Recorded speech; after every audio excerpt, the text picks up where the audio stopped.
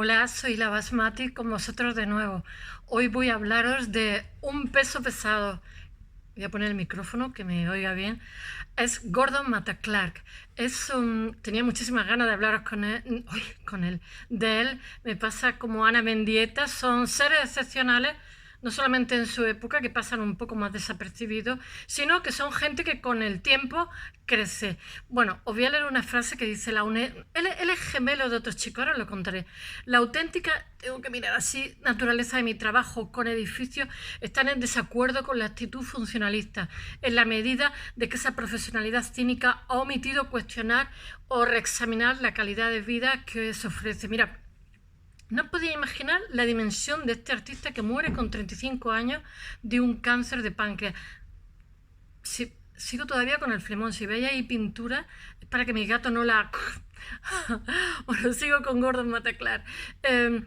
Hace poco hubo una exposición en Pekín, Pekín, eso es lo que digo ya, en Tokio, porque resulta que hay personajes como este o Ana Mendieta que con el tiempo, lejos de menguar, han crecido por la importancia y la repercusión de lo que han traído después y los seguidores que han tenido. Entonces, este señor tiene como una rebelión contra... Él habla del tejido urbano, de la degradación, de los más desfavorecidos. Siempre todo su trabajo está basado en una sensibilidad social, por decirlo de alguna forma.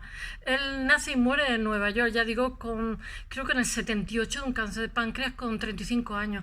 Y en plenitud de facultades y triunfando, pero llevaba 6, 7 años nomás haciendo cosas. Pero él está a mitad camino entre la arquitectura y la escultura, ya lo veréis. Él es arquitecto, pero decide no ser arquitecto, decide ser artista. Pero bueno, ya sabéis que los soportes, siempre lo digo, del siglo XX son, y los actuales, la luz y el espacio. Y entonces para él tiene muchísima importancia su aporte en la distribución espacial. Él habla todo el rato de espacio, es lo más importante de él. Mira, este señor, como dije con Ana Mendieta, reducirlo a 10 minutos, un cuarto de hora, incluso 20 o 25 es, no sé, como castrarlo. Entonces, al principio pensé en hablaros de sus series de cutting o distintas series donde corta. Lo he puesto ya en el blog, con las fotografías. He puesto muchísimas fotografías. Él trabaja en edificios que van a ser derribados.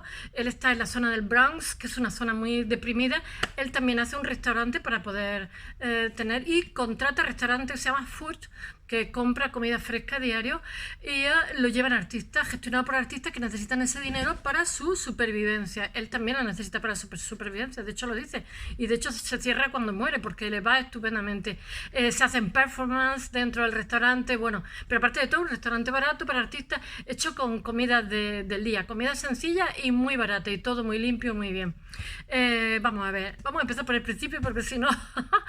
Él es hijo de un pintor muy famoso, chileno, que se llama Mata, no sé cómo se llama el padre, es un morenazo guapísimo que se enamora de la madre, que es pintora norteamericana en París, pero en vista que la Segunda Guerra Mundial es inminente, pues deciden ir a casa, a Chile y a Nueva York, y el niño nace en Nueva York, se casan y creo que tienen 5 hijos. Él es gemelo de otro, él nace en 1943 en Nueva York, y los padres se separan no sé si en el 48, cosas así, no sé, se separan, y entonces él ya ve esporádicamente a su padre, pero él adora a su padre, y él viaja con bastante frecuencia a casa de los abuelitos paternos en Chile, porque él tiene mucho vínculo, los nenes, con su abuelo. Son gente finísima, con muchísima clase, pero ya os digo que el padre es súper famoso, los hermanos son muy famosos, pero bueno, Gordon Matta Clark es gigantesco, dentro del mundo del arte es gigantesco, por toda la repercusión que ha tenido dentro de los artistas, dentro del arquitecto, por toda la repercusión que sigue teniendo. Por eso, mirad, se le siguen haciendo muchísimas exposiciones en todos lados. El MACBA creo que tiene obra dentro de los fondos. O sea, pasa como Ana Mendieta, son gente que están de plena actualidad, porque lo que hacen van muy por delante de lo que era su tiempo. Lo que pasa es que los pobrecillos, tanto Ana Mendieta como él, que son contemporáneos, viven rápido, o sea, trabajan muchísimo, pero mueren muy pronto, con lo cual tampoco nos da tiempo a saber mucho más. Pero todo lo que dice, todo lo que hace es de lo más interesante. Bueno, vamos a empezar. Por principio, estudia en la Universidad de Ítaca. Mañana volveré a Pusina, al siglo XVII. No hagas ilusiones. Aquí tenemos uno del siglo XX, XXI, otro del siglo XVII. Es que todo es importante, pero creo que es muy mal. Hay personas que son muy mal conocidas.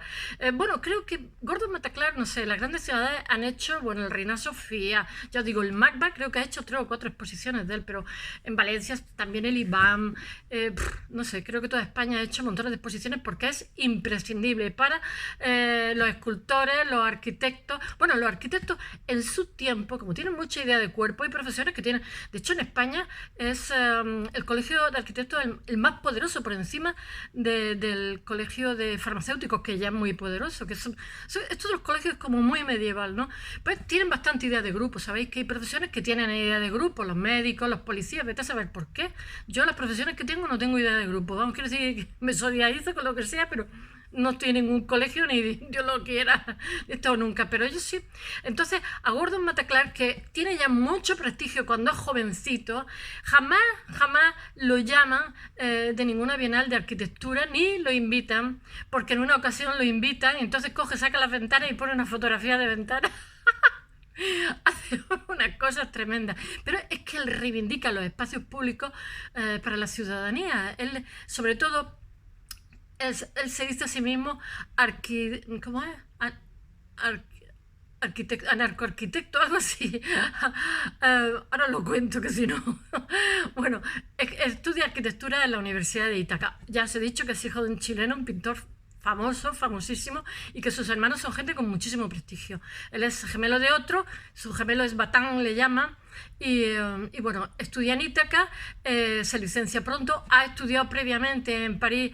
Yo creo que no estudió, sino que estuvo tiempo en literatura francesa, y allí se pone en contacto con los conceptos, con filósofos, se hace amigo de varios filósofos y entonces habla varios idiomas. Sus padres han estado en Francia viviendo, allí está en la Sorbona, y el concepto de entropía, que para él es muy importante. Entonces, en Nueva York decide ser artista y no ser ni ejercer de arquitecto.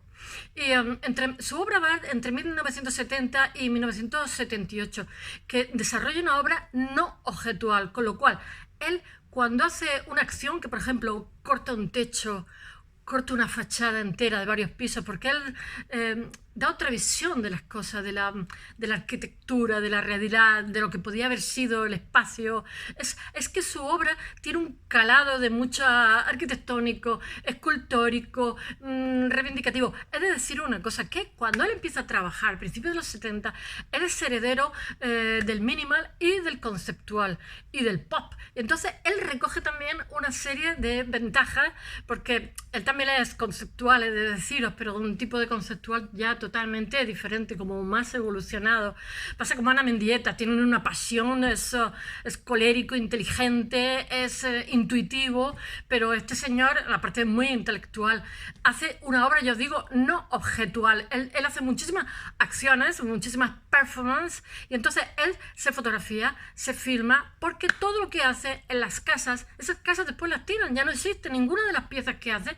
Existe, bueno, sí, una en Santiago de Chile, que fue a no sé dónde, le dijeron que hiciera algo y le hizo un agujero en el techo al váter de la gente que trabaja allí, y lo han mantenido, y con permiso, le han pedido permiso a la familia después de morir, de si podían mantener la pieza, y dijeron, sí, pero en Nueva York creo que no han mantenido nada, no lo sé, estoy hablando sin saber, porque lo que se expone cuando se expone la obra de él, aparte de maqueta, se exponen los planos, porque él dibuja muchísimo y dibuja bastante bien, como si dijéramos los proyectos, y después él hace ¿cómo se llama? Diapositiva, y después hace filma, Super 8, y es bastante manipulador de la fotografía, he de decirlo, porque eso ya lo vi en su momento. Yo tenía un catálogo, pero me robaron el coche y se llevaron los catálogos de Mataclar, me dejaron sin catálogo, que le había pedido no sé dónde. Y bueno, estoy hablando un poco de oídas, porque todo esto también lo he estudiado, entonces yo no conozco su obra al 100%, su obra está muy demandada, yo lo digo, por los grandísimos museos de todo el mundo, y sobre todo porque este señor tiene una arquitectura con sensibilidad social donde reivindica los espacios para la gente de la calle, y sobre todo porque él trabaja en el Bronx, que ha sido abandonado, digamos, por una especie de clase media, y está la clase baja negra, pobrecillos, con montones de niños, y él está allí, él es muy querido, y él está reivindica incluso los grafitis, y hace una serie de fotografías de los grafitis que hay allí, porque dice que es una forma de que ellos se apoderen, atrapen la arquitectura y la hagan suyo, de esos jovencitos totalmente pobres, sin presente ni futuro. Bueno, él trabaja con una especie, es que estoy pensando cómo se llama, anarcoarquitectura, no me acuerdo. Arquitectura, no sé. Él desarrolla, ya he dicho, un arte no objetual, que es a base de filmaciones, fotografías, etcétera. Y trabaja en la urgencia, dentro de lo que son los cambios económicos. Sabéis que en esta época hay una grandísima crisis económica, y entonces todavía siempre afecta a las clases más pobres. O sea, porque normalmente en la mayoría, sabéis que la economía de mercado no tiene un crecimiento indefinido, sino que toca techo cada X tiempo, y la gente le llama crisis. Pero eso ya está contabilizado en los cash flows de los balances de las grandes empresas, porque lo que se hace es como si dijéramos tener otra estrategia. La economía de mercado se reorganiza y tiene otra estrategia, pero entre medio dicen, bueno, es que debido a la crisis hemos tenido que echar no sé cuánta gente mentira, porque por ejemplo en la crisis española las 100 familias más poderosas del país incrementaron su capacidad económica un 25%, casi sin mover ficha, porque con la excusa de la crisis lo que hacen es que determinadas plantillas que tienen ya pues más años, pues los echan a la calle sin apenas indemnizarlos ni nada, diciendo que hay crisis. En realidad, en fin, no quiero hablar de esos temas, pero bueno, quiero deciros que él está en una coyuntura de crisis económica, está en un barrio pobre y degradado, y trabaja allí, y trabaja con otros artistas que le ayudan, etcétera. Bueno, os he dicho que es heredero del pop, del minimal, del conceptual, y hoy él hace una crítica institucional generando experiencias colectivas en el interior del espacio público. Él ve los edificios como esculturas, es que son esculturas, yo no me canso de decirlo, yo soy escultora, y la mayoría de gente que me gusta, como Álvaro Siza, Zaha Hadid, quisieron ser escultores antes que arquitectos, y sus padres dijeron, no, que morir de hambre. Eso me hace mucha gracia, pero lo tenía que haber dicho mi madre también. Él ve los edificios como esculturas, como tuberías, es como una sucesión de metáforas. ¿No os pasa cuando vais por la calle y veis una pared de un edificio que han tirado y veis la escalera, el fuego? O sea, yo pienso, digo, es como un tejido. Allí han nacido los nenes, han hecho el amor, se han enamorado, se han separado, se han odiado, se han pegado, y todo eso queda en el papel viejo, en el humo que hay en las paredes, en las señales de las escaleras. Siempre me deja pensativa, digo yo, es como un tejido, es como una piel, ¿no? Bueno, pues él indaga todas esas metáforas, indaga en esos espacios interiores de esa geometría, y cuestiona, por supuesto, los patrones de la arquitectura a finales de los años 60 y los 70 que ha generado Nueva York. Os vuelvo a repetir que ha sido expuesto en Tokio con un éxito, Museo de Arte Moderno, con un éxito brutal, por la sensibilidad que tiene, porque Tokio tiene unos problemas horrorosos de superpoblación y de degradación también de determinadas zonas, digan lo que quieran, no nos lo muestran, pero bueno, y una serie de obras que él define como una nueva anatomía del paisaje urbano. Yo he dicho que las corta, las parte por la mitad de las casas, él corta y desmantela estructuras de viejos edificios antes de ser tirados, destruidos, se juega muchas veces, le pasa de todo, y entonces consigue integrar lo arquitectónico del interior. A lo mejor hace una circunferencia, se come una fachada de 3 pisos, y entonces te sugiere muchas cosas todo lo que hace. Por eso he dicho que está entre la escultura, y es más escultor que arquitecto, pero bueno, él juega con los espacios públicos, lo urbano, y reorienta sus conocimientos de la arquitectura. O sea, pues claro, él conoce los materiales, lo que estudian ingenieros y arquitectos son la resistencia de materiales. Utiliza el medio propio para replantearse las bases y postulados de la arquitectura más tradicional. Él abomina un poco de la funcionalidad ¿cómo se llama? Le Corbusier. Le Corbusier, que no se llamaba Le Corbusier, que se llamaba otra cosa, ¿no? Porque es también como les pasa un poquito a los médicos con las corporaciones farmacéuticas, es que ya parece que un médico es un representante de la corporación farmacéutica. Por eso ahora mismo lo que demandamos, como se ve ahí en Alemania y tal, son médicos de medicina alternativa. En vez de tomarte una pastilla, pues te pones con mi flemón, te pinchan un hombro y ya está. Ay, pues es que todos son droga, droga, droga.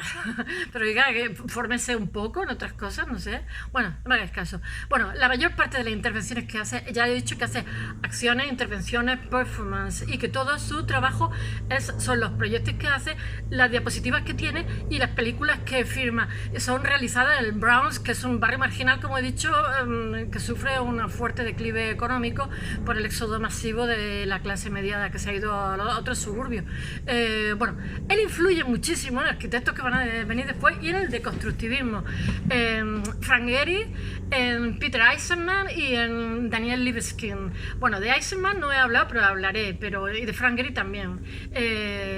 Ya sabéis que el deconstructivismo que se carga la mirada única hegeliana. Este señor está haciendo es la sensibilidad de esa época, del Jacques Derrida, que dice, pero vamos a ver, ¿por qué tenemos que seguir la senda que nos han marcado antes de nacer? Si aquí tenemos otra sensibilidad y están pasando otras cosas en las calles y en los barrios. Pues eso es lo que hace. Pues voy a hacer lo que me dé la gana. Eso, para que la gente sea feliz y se sienta bien. Entonces este contexto Mataclar crea junto a un grupo de artistas las bases de un movimiento que discute una nueva concepción de la arquitectura, intenta romper, él vive con otros artistas, come con otros artistas y bueno, él quiere cargarse los cánones clásicos porque dice, ya está bien, cada generación tiene que reinterpretar su sensibilidad.